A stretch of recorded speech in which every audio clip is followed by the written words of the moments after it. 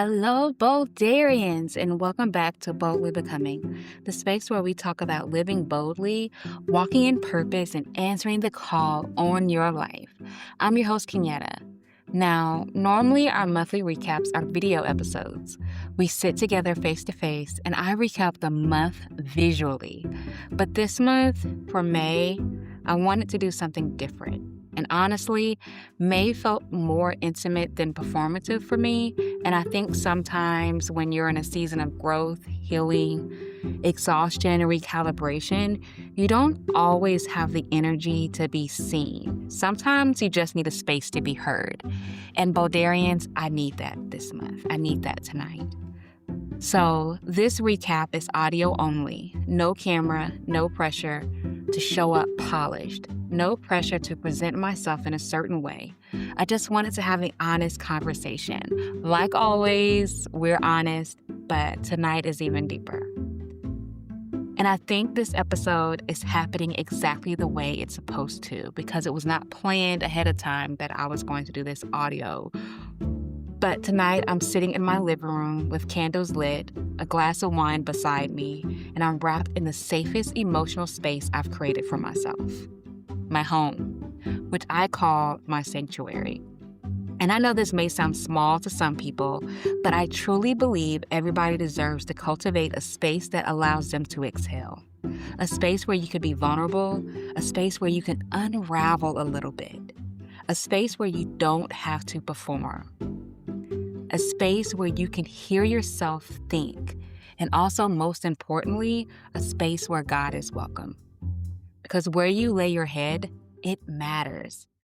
The environment you return to after carrying the weight of everybody and everything else matters also. Home should be more than decorated. It should feel safe. It should feel grounding. It should feel like a refuge.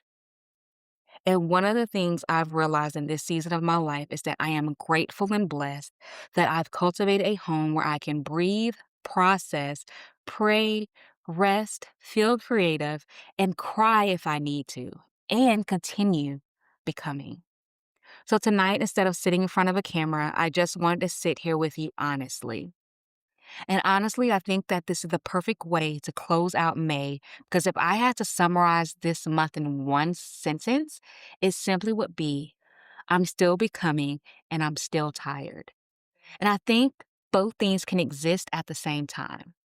This month challenged me in ways I didn't fully realize until recently. Not because something huge happened overnight, but because I had to finally be honest with myself about what had been slowly building for a while. I realized I wasn't eating well. I wasn't working out consistently. I hadn't been doing my daily reflections and prayer the way I normally do. I started feeling emotionally disconnected.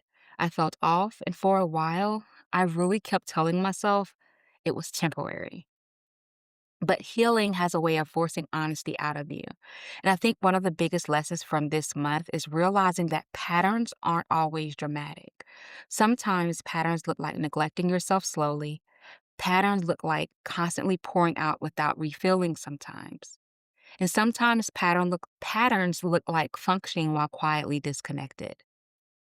Patterns can also sometimes look like surviving so efficiently that nobody realizes you're tired, including yourself.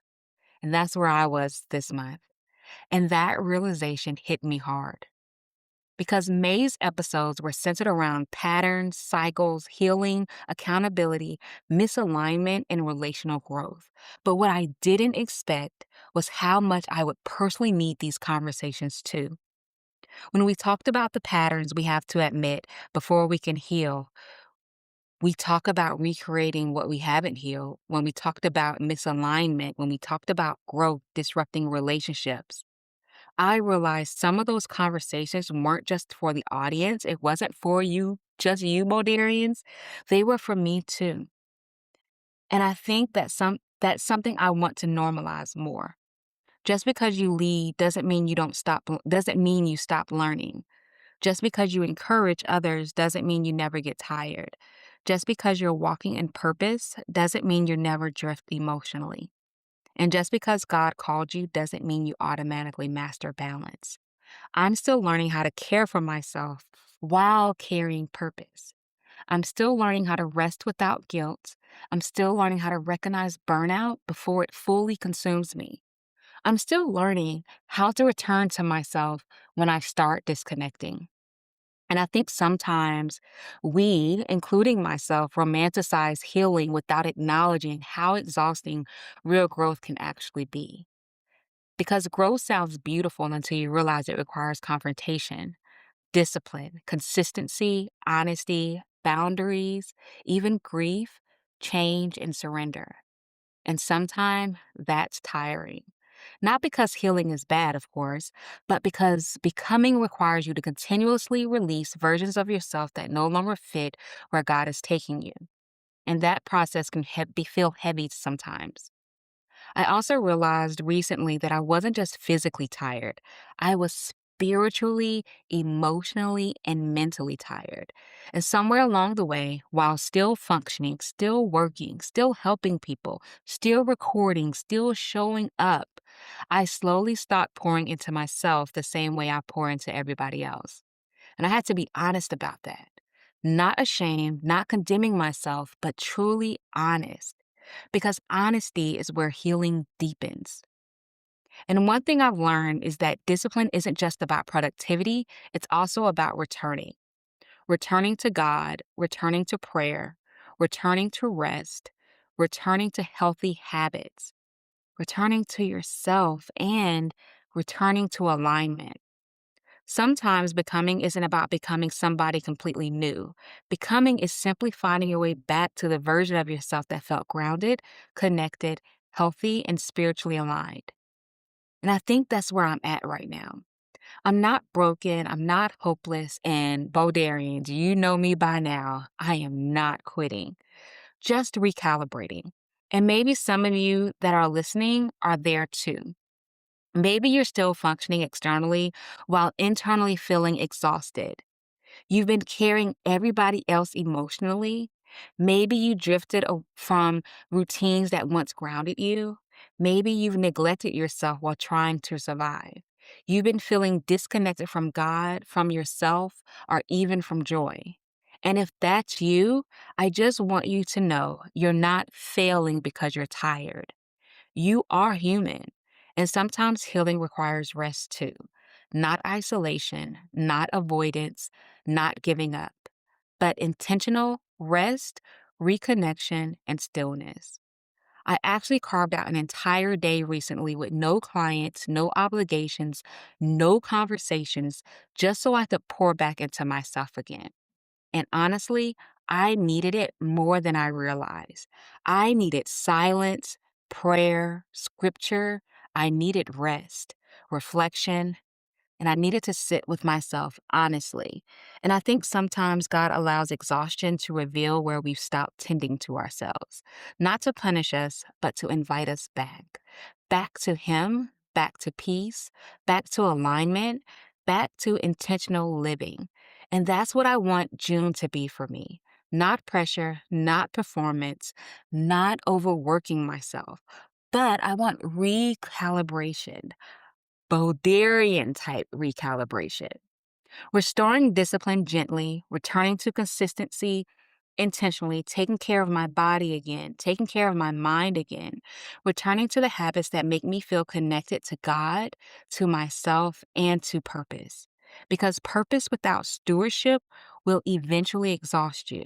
And I don't want to keep pouring from empty. I also want to say something else before we close this recap. Sometimes we think healing means we'll eventually arrive at this place where we never struggle again, never get tired again, never drift again. But I don't think healing removes humanity. That's not part of our Boldarian journey. I think healing simply increases awareness. Now, I notice quicker when I'm disconnected. Now I recognize quicker when I'm neglecting myself. Now I pay attention quicker when my spirit feels off. And honestly, that awareness is growth too. So no, I don't have this season perfectly figured out, but I am aware, I am honest, I am returning, and I'm still committed to becoming, even while tired. especially while tired, actually. And maybe that's what real growth looks like sometimes. Not perfection, just returning. So if May taught me anything, it's this. Healing isn't always loud, growth isn't always glamorous, and becoming doesn't always feel empowering. Sometimes becoming looks like sitting quietly in your sanctuary with candles lit, tears in your eyes, talking honestly to God and yourself while choosing not to give up. And honestly, that still counts. Thank you, Boldarians, for allowing me space to be human here. Thank you for growing with me instead of expecting perfection from me. Thank you for allowing this space to evolve as I evolve. I pray this episode reminds somebody that tiredness does not disqualify you from purpose. Rest, recalibrate, return, but don't quit becoming. I love y'all deeply. Bye.